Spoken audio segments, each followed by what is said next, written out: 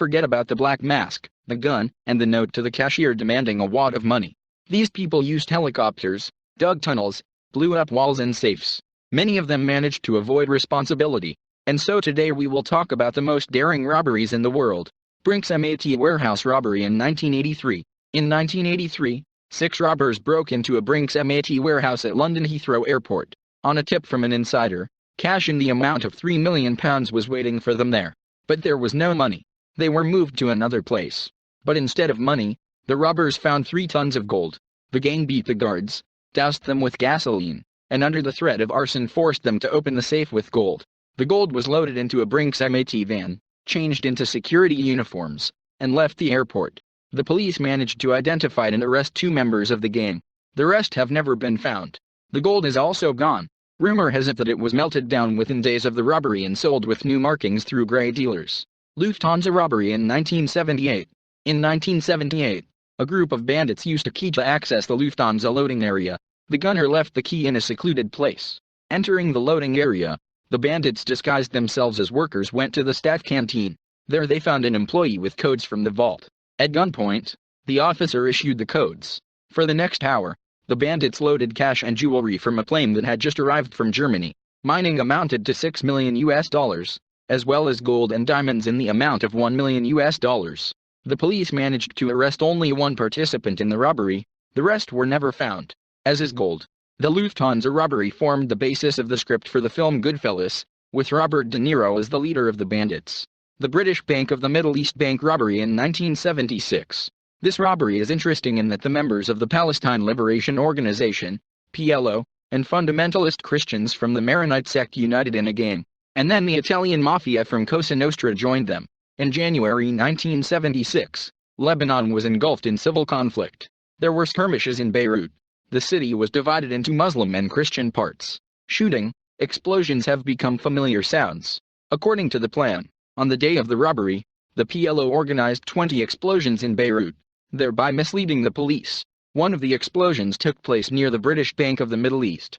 Breaking through the wall, the bandits broke into the bank. The first part of the plan was completed successfully. Within 2 days, the robbers poured acid into the locks of the safes, and thus opened 400 private safes. But after a series of explosions, the main vault was never opened. Then the leader of the gang turned to Cosa Nostra for help. They sent a group of Corsican bugbears to Lebanon. Arriving at the place, the Corsicans opened the main vault. The robbery had been going on for 4 days by the time. For 2 more days, the robbers loaded gold, cash, jewelry, bearer shares, and other goods. The total amount stolen was about $210 million. Corsicans took $70 million for the service of opening the safe. Interestingly, no one touched them. They were allowed to safely leave the country. The PLO also shared with members of the gang from the Order of the Maronite Monks. The amount is unknown. 3 more trucks with stolen goods were sent to Beirut Airport, where the goods were transferred to a plane flying to Switzerland. The further fate of the loot is unknown. None of the criminals were caught. 2005 Fortaleza Banco Central Bank robbery. Arriving at work on Monday, August 8, 2005, employees of Fortaleza Banco Central discovered open safes. All the money has disappeared without a trace. Although the trace, of course, was, yes, even what? To get into the bank, the robbers dug a 200-meter tunnel under city blocks. How did you manage to dig such a tunnel in front of everyone? A few months before the robbery, a group of comrades organized a fictitious landscaping company. The company built a small garden in full view of everyone, and the trucks either took away or brought the land. In general, nothing unusual. Meanwhile, a group of 25 men were digging the tunnel every day. On August 5, 2005, the tunnel reached the main storage. It was Friday, and already on August 6, on Saturday, the gang went on a robbery. Having opened the main safe, the bandits emptied the bank to zero. Production amounted to 160 million Brazilian reais, about $45 million. 18 gang members were never caught. 7 criminals were arrested. About 40 million reais were returned to the bank. And there is a Netflix movie dedicated to this robbery. Bank robbery in Knightsbridge in 1987. On the day of the robbery, 2 men walked into a bank branch and asked for access to their safe deposit boxes. The employees led them to the vault, and when one of the men opened his cell, he took out a pistol from there, which their accomplice, the director of the bank branch, had previously placed. After tying up the guards, the robbers hung a sign "The bank is closed" on the door and began to open the cells. They needed to have time to open as many cells as possible before the guards changed. In total, the criminals managed to steal jewelry worth approximately £60 million.